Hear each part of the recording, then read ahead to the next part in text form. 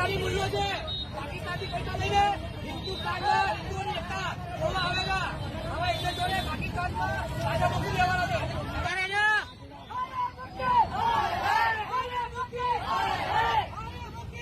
Video में आप लोगों ने देखा किस तरह हिंदू तंजीमों के लोग सलमान अजहरी साहब को पाकिस्तानी मुल्ला और किस तरह से उनको अपशब्द का इस्तेमाल कर रहे हैं और न जाने क्या क्या फब्दियां कस रहे हैं. उनका पुतला भी दहन किया जाता है. तो अब यहां पर सवाल ये खड़े होते हैं कि मुफ्ती सलमान अजहरी साहब की स्पीच में तो कोई हेट स्पीच नहीं थी, उसके बावजूद भी उनकी गिरफ्तारी होती है. और आप सब जानते हैं कि एक केस दर्ज हुआ, दूसरा हुआ, तीसरा हुआ, चार केस उन पे लगा दिए जाते हैं. एक कोर्ट से जमानत ली तो दूसरा, दूसरे से तीसरा, तीसरे से चौथा, इस तरह ये प्रक्रिया चल रही है.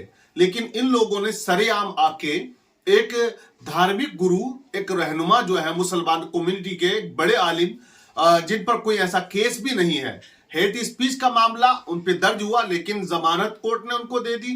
ये सरेआम उनको पाकिस्तानी भी कह रहे हैं, अब शब्द भी कह रहे हैं, पुतला भी दहन कर रहे हैं. तो इनके ऊपर कब एफआईआर दर्ज होगी, कब इनको पुलिस गिरफ्तार करेगी, कब इन पर मानहानि का जो है वो दावा किया जाएगा.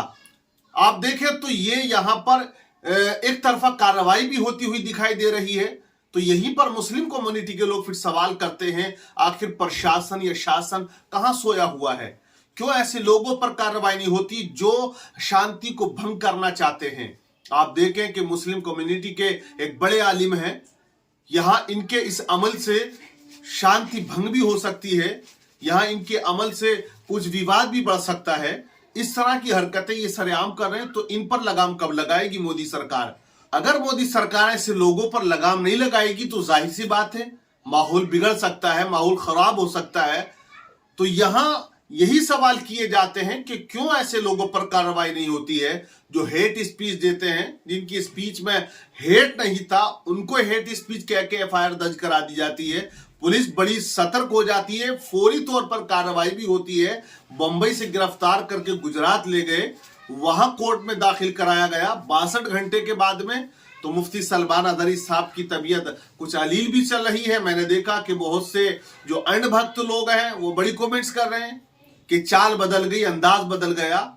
तो देखें, एक वो है जो बड़ी मेहनत करते हैं और वहां उनको जगह जगह घुमाया जा रहा है, उनको जगह जगह फिराया जा रहा है, इस कोर्ट से उस कोर्ट, उस कोर्ट से उस कोर्ट. तो ये तमाम वो चीजें हैं कि मुफ्ती सलमान अजहरी साहब की तबीयत कुछ अलील भी है.